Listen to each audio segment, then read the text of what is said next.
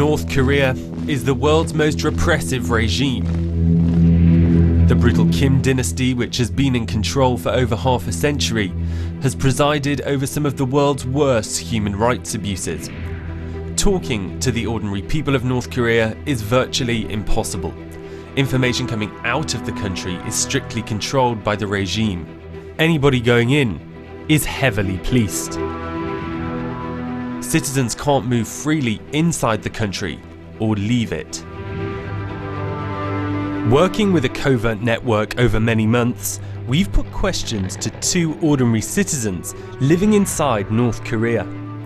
If the authorities found out they'd spoken to us, they'd face imprisonment in one of the regime's notorious labour camps or death. For that reason, we've concealed their identities and have taken steps to ensure their continued anonymity. Eating and living is difficult. People say that Kim Jong-un acts the same as us, but he takes away our money. Some people do complain about their everyday lives. Some get caught by the State Security Department for saying the wrong things. People cannot survive in the prison camps. Once you go there, you are no longer a citizen. I think this terror is what keeps society going.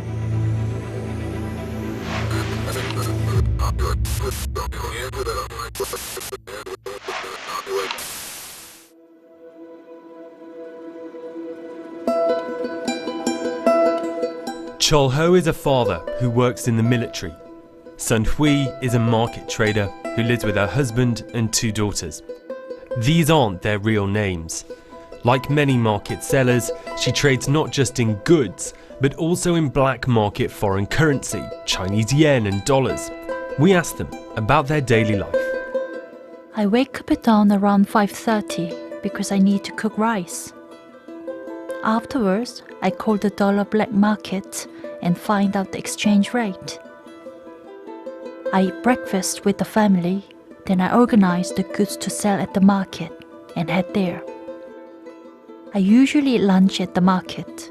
Nongma noodles, potato noodles are cheap. After I eat lunch, I check the market rates to see what the popular items are.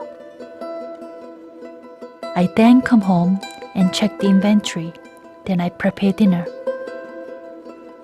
When the business is good, we eat rice 3 times a day. When it isn't so good, we have to mix corn in with the rice. We mostly buy from the market. Sometimes we buy in bulk from nearby farmers. Sometimes at night, I watch Korean drama or foreign films and usually sleep at about 10 o'clock. Our people are nice. We have a saying that neighbors are better than cousins. If something happens to our neighbors, we visit each other. But eating and living is difficult. There are no such things as weekends. There is not much to watch on TV, and no time to stay at home. If I have spare time, I go wood cutting.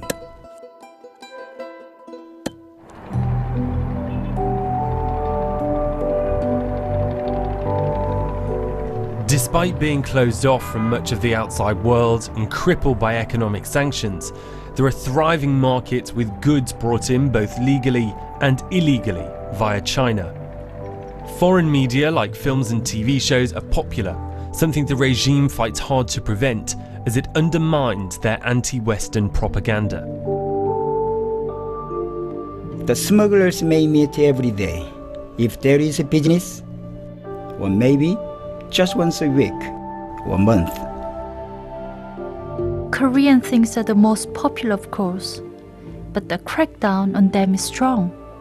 I've heard the cost of bribes, if you caught, is huge, but people still want to watch them. It's easy to understand, and people are curious about how South Koreans live, but they can't watch it every day. We watch it once in a blue moon. I have heard in some places, if you have money, you can pay to have a Chinese TV station installed for about 600 Chinese yuan. That's equivalent to around £70, a fortune to North Koreans whose average annual income is estimated to be less than £1,000. The State Security Department are known as the Boibu to North Koreans. They're the iron fist of the regime. They're known for demanding outrageous bribes for small infractions, as well as policing everyday citizens for signs of dissent. Dissent in North Korea includes things like criticising the regime, trying to defect, or making contact with anybody outside the country. These crimes can result in detention in a hard labour camp known as the gulags, or in extreme cases, public execution. Punishment isn't restricted to the accused. In North Korea, 3 generations of their family can be sentenced as retribution for one person's actions. Sometimes people get caught by the State Security Department, the Boibu, for saying the wrong things. People do suddenly disappear. But it hasn't happened here recently. Sometimes the State Security Department get people by calling them spies for their own result. They make up stories for their own performance. I myself don't know what happens in the camps because the Boibu deal with them. We can't talk about them much. When a neighbor disappears, we just say he went to Lower Town, meaning South Korea. Defection doesn't happen here much. I heard it happens a lot in the border areas. Here, there are a lot of government captures, people arrested and taken away. The people shouldn't commit a crime. People cannot survive in the prison camps. They unconditionally beat you. They starve you while doing extreme labor. Once you go there, you are no longer a citizen. I think this terror is what keeps society going.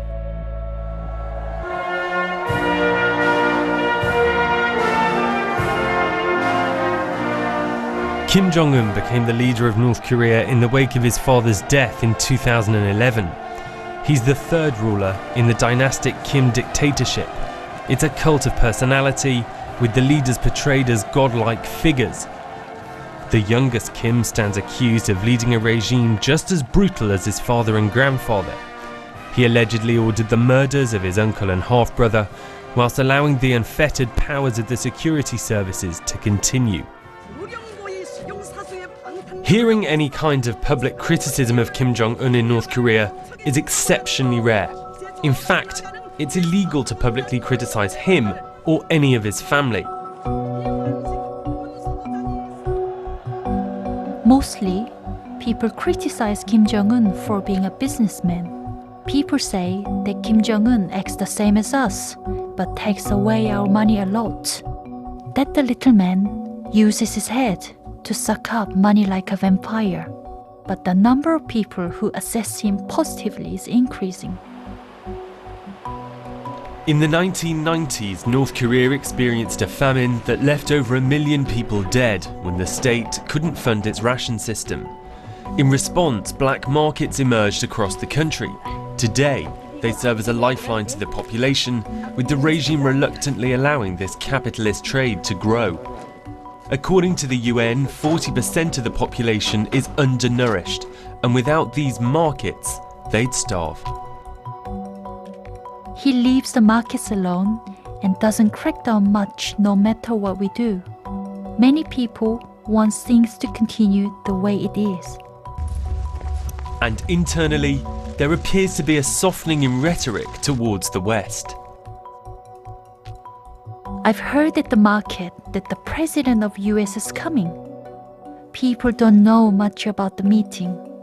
But everyone dislikes America. We say the reason for us living in poverty is because America split us and sealed us off. But things are changing a little recently. They say we should get along with the South. Recently, They say we should be living in peace with America for everyone to have a better life. I'm not sure what foreigners think about North Korea. There is only North Koreans here. I myself hope to live well without envy, until we die, without being sick, with parents being healthy and my children living well.